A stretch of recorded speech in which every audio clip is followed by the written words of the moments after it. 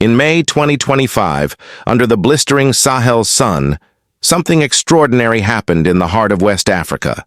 Over 100 billion CFA francs worth of tractors, water pumps, fertilizers, and seed stock were rolled out, not by foreign aid agencies, but by a government standing on its own feet.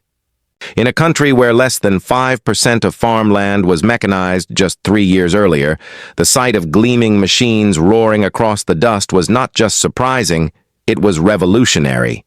For decades, African farmers bent their backs beneath the weight of colonial legacies, foreign dependence, and broken promises. But in Burkina Faso, a bold leader has drawn a line in the soil and said, "No more." President Ibrahim Traoré, a soldier-turned-statesman, is not just handing out tools. He is building a foundation for food sovereignty in Africa, the kind our ancestors dreamed of. This is more than policy. It's the quiet revolution you weren't supposed to see. Stay with us, and if this story matters to you, hit subscribe and let your voice be counted. In the dusty heartlands of Burkina Faso, the sound of engines now drowns out the silence that once haunted its farmlands. Where oxen once dragged crude plows through tired soil, tractors now thunder, carving lines of purpose into the earth. This is not an imported miracle. It is homegrown revolution. For decades, over 80% of Burkina Faso's population depended on agriculture. Yet by 2022, less than 5% of the land was worked with any form of motorized equipment. Fields were tilled with sticks and patience. Crops were harvested by hand under a sun that offered no mercy. Generations of farmers, especially women and the elderly, labored under a system built on survival, not success. The result? Poor yields, increasing dependence on imported food, and the haunting presence of hunger, even when the land was full. But in late 2022, a seismic shift began.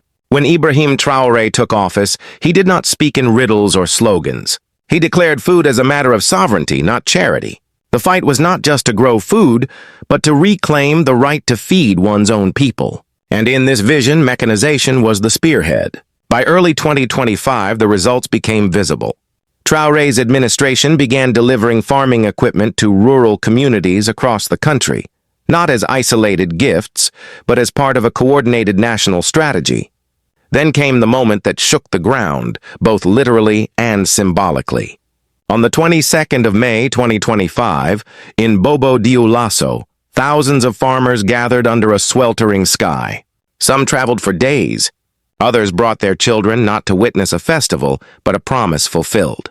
Before them stood hundreds of machines, 608 tractors, 102 power tillers, scores of water pumps, fertilizers, veterinary kits, improved seeds, animal feed. The total value? Over 104 billion CFA francs.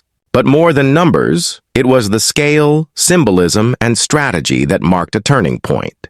Each region had been studied. Crops matched to machinery. Soil types mapped. Local cooperatives identified. The most food-insecure zones, the Nord, the Sahel, the Est, were prioritized. No favoritism, no guesswork, just strategy rooted in necessity. Farmers didn't just receive tools. Each tractor arrived with a trained local operator, and the crowd knew it. As President Traoré stepped forward, he didn't preach. He simply said, "We are not just supporting farmers. We are empowering a nation." His voice did not rise, but the applause did. Some cried, some saluted. Many just stood still, overwhelmed by the sheer weight of being seen. This wasn't a one-off. The event was part of a broader, multi-year push, backed by the nationalization of the gold sector, which had redirected millions in profit away from foreign corporations and into the hands of Burkinabe farmers. This was food sovereignty in Africa, not as a theory, but as a plan rolling forward on 4 wheels. But beneath the rumble of machinery and applause, a deeper story was unfolding. Because revolution, as any elder will tell you, does not begin with tools. It begins with the land and the water that gives it life. But this was only the surface. Beneath the roar of engines, a deeper foundation was being laid. They came in from the hills and villages, from dry valleys and cracked fields. Thousands of rural producers, many in their 50s and 60s, walked or rode for hours to reach Bobo Dioulasso. They weren't drawn by music or spectacle. They came to witness something they never thought they'd live to see. their country giving them back the tools of survival. As the sun beat down on the crowd, a convoy of tractors roared in, flying the national flag. Technicians marched beside them, holding manuals, wearing overalls. Each machine shone under the sun like armor brought to war. And make no mistake, this was a war against hunger, against dependency, against forgetting the people who feed the nation. On the podium, President Ibrahim Traoré stood calmly, dressed in simple fatigues. He didn't speak long, but when he did, every head turned to listen. Every tractor we deliver is a step away from dependency. The applause didn't erupt, it swelled. From quiet nods to raised fists, from silent tears to spontaneous ululations. This wasn't performance. It was relief. It was recognition. After decades of being overlooked, the farmers of Burkina Faso were being seen. Among them stood Amado Boinga, a father of 5 from the Nord region. His voice cracked as he told a young reporter, "We used to break our backs with sticks and hope. Now we plant with confidence." His hands, calloused and worn, touched the cold metal of a tiller with the awe of a man who had known nothing but hardship. "I thought I'd die before seeing a machine touch my field." Stories like his filled the crowd. Women farming cooperatives, long burdened by manual labor, danced in circles, chanting songs of thanks, not just to Traoré, but to the land, to their ancestors, to possibility. Many of them had organized silently for years, sharing borrowed tools, rotating plots, praying for rainfall. Now they were receiving not only equipment, but also training, seed supplies, and a stake in the future. Young men in faded t-shirts gathered around engine hoods, listening to technical officers explain how to maintain filters, monitor oil levels, and safely transport equipment. For the first time, mechanics from local polytechnic schools were deployed in rural zones to train others. This was more than distribution. It was a new social contract, a nation investing in its own hands. The crowd was diverse. Elders with walking sticks, youth with smartphones, mothers holding babies. All standing under one flag, all drawn by one message. You are no longer on your own. And as the final truck rolled in, carrying sacks of fertilizers and veterinary supplies, the cheers became chants. "Burkina Faso! Food for our people! Africa can feed itself!" International observers were stunned, not by the scale, but by the spirit. Burkina Faso wasn't just delivering aid. It was reclaiming dignity, and President Traoré understood the moment. As he shook hands with farmers and cooperative leaders, he didn't promise miracles. He reminded them, "We will not wait for the world to feed us." That era is gone. For many in the crowd, this was the first time they'd seen a head of state on their soil, looking them in the eye, not as voters, but as partners. And for one elder woman, Fatimata from Sahel province, the moment was simple but seismic.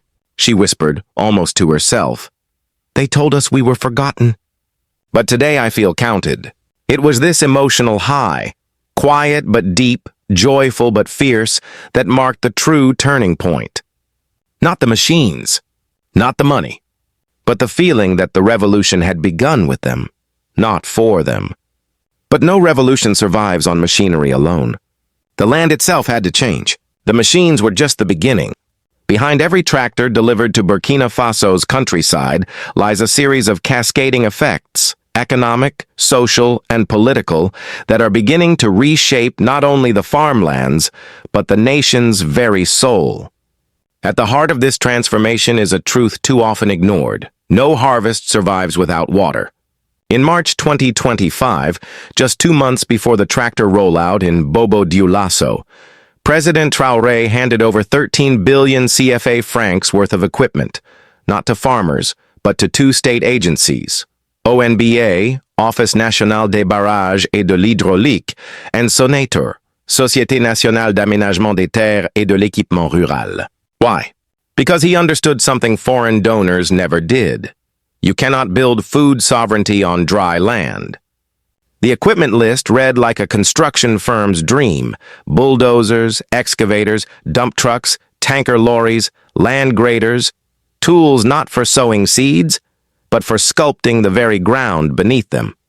These machines were dispatched to reshape terrain, build canals, reinforce dams, and bring controlled irrigation to regions that had known only drought and guesswork. This marked a significant shift from charity-driven aid projects to infrastructure for sovereignty. The ripple effects were immediate. With reliable water infrastructure in place, farmers could plan, not pray.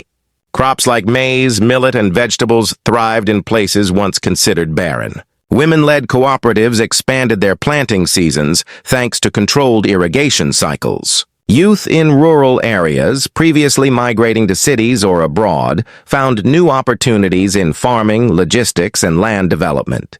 And perhaps most importantly, trust in local governance deepened. For decades, infrastructure projects in Burkina Faso had been outsourced.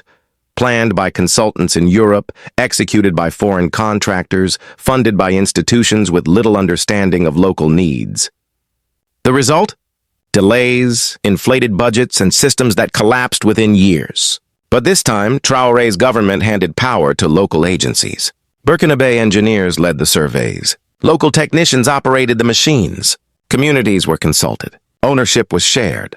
That changed everything. In Koala and Sapon, villagers formed irrigation councils to oversee water use. In the Est region, young men were trained to manage pumps and monitor water flow. The state wasn't just building canals, it was building capacity. This also changed how citizens saw their government. Before, many viewed national development as something that happened elsewhere, in cities, in ministries, in press conferences. Now, they watched as soil was turned in front of their homes, water channels carved beside their fields, and machines operated by neighbors began reshaping their futures. This was not foreign-funded visibility. It was homegrown proof of intent. And the political impact? Profound. Traoré's popularity, already strong among the youth and military, surged in rural zones. Farmers, once skeptical of government promises, began organizing into cooperatives, attending training programs, and registering land formally to qualify for expansion support. Women, often excluded from formal agricultural schemes, now found themselves at the center of the plan. In multiple provinces, grinding mills, food processing kits, and seed banks were delivered specifically to women's groups. This wasn't an afterthought. It was design. Meanwhile, the nationalization of the gold mining sector began to show visible returns. Revenues that once flowed offshore were now redirected into village roads, fertilizer subsidies, mobile veterinary clinics, and yes, tractors. Every CFA franc reinvested sent a message. Our land will not feed shareholders in Paris, it will feed our children. And that message resonated beyond fields and villages. At the National Assembly, even opposition figures acknowledged the shift. One senior MP noted, "We may disagree on ideology, but this is real governance. We have never seen this level of rural investment since independence." The short-term gains were clear, but the medium-term stakes were higher. As food production scaled, demands for storage facilities, processing plants, and market access grew. Questions arose. Could local infrastructure handle the boom? Would rural banks offer credit to match rising ambitions? How would the state protect smallholders from future land grabs or external interference? And perhaps most importantly, if this momentum stalls, what happens to the hope it awakened? The administration knew the risks. That's why, in parallel to land and machine deliveries, new rural finance initiatives were launched. Microcredit schemes, training hubs, and agro-logistics partnerships began forming across the country. But still, challenges remain. Fuel prices, equipment maintenance, sabotage from those losing influence. And yet the mood on the ground is no longer fear. It is expectation. For the first time in living memory, the question in rural Burkina Faso isn't, how do we survive? It's, how do we scale? But what does the world think of this new defiance? The silence spoke volumes. While tractors rolled through villages and irrigation channels reshaped barren fields, the international community, particularly the West, watched with a mix of caution and calculation. No dramatic sanctions, no glowing praise, just quiet observation. For a region long shaped by external voices, the global response to Burkina Faso's agricultural revolution was unusually muted. And for President Ibrahim Traoré, that silence was both strategic and telling. In diplomatic circles, Burkina Faso's pivot towards self-reliance was seen as a challenge to decades of aid dependency frameworks. The very idea that a landlocked Sahel nation could feed itself without conditional loans, foreign contractors, or donor-scripted programs was unsettling to institutions accustomed to pulling strings. But what truly raised eyebrows was how Traoré funded it all. By nationalizing the gold mining sector, his government reclaimed billions in annual revenue, money that had previously lined the pockets of multinational corporations. Now it was being used to build dams, buy tractors, train mechanics, and feed rural families. In London and Brussels, boardrooms quietly questioned what this meant for other African governments watching. In Washington, think tanks debated whether this model posed a new geopolitical risk. A sovereign Africa no longer waiting for handouts, but crafting its own path. But few dared speak openly. Instead, the global press focused elsewhere. While minor publications mentioned the tractor deliveries, most major outlets treated it as a local development story, not the continental signal it truly was. This wasn't accidental. For decades, the narrative surrounding African food systems was built on two premises. Africa cannot feed itself without foreign help. When it tries, it fails. Burkina Faso was dismantling both, systematically, quietly, and without apology. And that made Western policymakers uncomfortable. What if this model worked? What if food sovereignty in Africa didn't require the World Bank? What if young Africans didn't need to migrate for opportunity? What if rural dignity, not foreign donations, was the catalyst for stability? To many in the South, Traoré's vision offered an answer. Across West Africa, farmers in Niger, Mali, and Togo began pressing their governments. Where are our machines? Where is our gold? In Latin America, leaders in Bolivia and Venezuela referenced the Burkina model in public speeches. Even in Caribbean nations, agricultural unions cited Burkina Faso as an example of post-colonial assertiveness. But in the corridors of power from Paris to D.C., the question wasn't admiration. It was apprehension. Could this revolution spread? And if so, how would they stop it? Traoré, for his part, remained unmoved. In an address to students in Ouagadougou, he said, "We are not against the world, but we will no longer ask it for permission to eat." No applause followed, just silence, and then a standing ovation. But can this model survive the storm of sabotage, pressure, and global expectation? Burkina Faso's journey has begun, but the road ahead is not without peril. As the fields fill with machinery and harvests improve, new challenges emerge, testing both the government's vision and the nation's endurance. Machines need fuel. They break. They rust. Spare parts are not always available in rural markets. Trained operators are still few. In some remote areas, women's groups must still wait weeks for access to a single tractor. And though subsidies cover much of the equipment cost, operating expenses, maintenance, and fuel remain a burden for many. To respond, President Traoré's administration has launched a second wave of interventions, local training centers to teach mechanics and machine operation, microcredit facilities for women-led farms and youth agro-entrepreneurs, regional spare parts hubs managed by cooperatives to ensure continuity. But this is more than logistics. It's a test of vision. Can Africa build an agriculture that is not only productive but sovereign? For Traoré, the answer lies in two flagship strategies: the Agro-Pastoral Offensive, 2023-2025. They are frameworks where each machine fits into a broader ecosystem, connecting land use, irrigation, training, seed quality, processing, and export. The ultimate goal? To build a food economy by Africans, for Africans. In towns like Koala, women have begun processing cassava with new grinders, selling to local schools. In Sahel, small cooperatives now share solar-powered irrigation systems, extending the growing season by weeks. Young people, once lining up for visas, are starting agro-businesses. Elders, once resigned to hunger, are now planning second harvests. There is movement. There is hope. But there is also risk, sabotage, pressure, attempts to reintegrate Burkina Faso into old systems of dependency. Because if this model works, it threatens the very foundation of foreign-controlled food systems across the continent. And yet the people remain firm. As one woman in the Est region put it, even if they come for our gold, they cannot take what we've learned. Burkina Faso is not claiming to be perfect, but it is proving what's possible. For Africa, the choice is not easy, but it is urgent. Wait for rescue or build resilience. Follow borrowed blueprints or draw our own. Be fed or feed ourselves. The tractors have arrived. The land is ready. The hands are steady. Now the continent must decide. It decides. What began as a whisper of change in the rural corners of Burkina Faso has grown into a movement that speaks boldly to the continent and to the world. This is not merely a story about tractors or irrigation systems. It is a story about dignity reclaimed, about a people long pushed to the margins now taking center stage in their own future. It is about food sovereignty in Africa, not as a dream, but as a strategy in motion. President Ibrahim Traoré agriculture plan has delivered more than machines. It has delivered belief.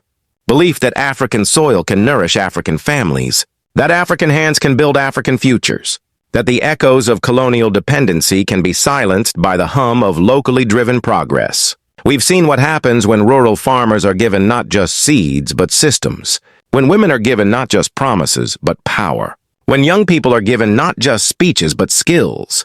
And now the question is no longer, can we? It is, who else will?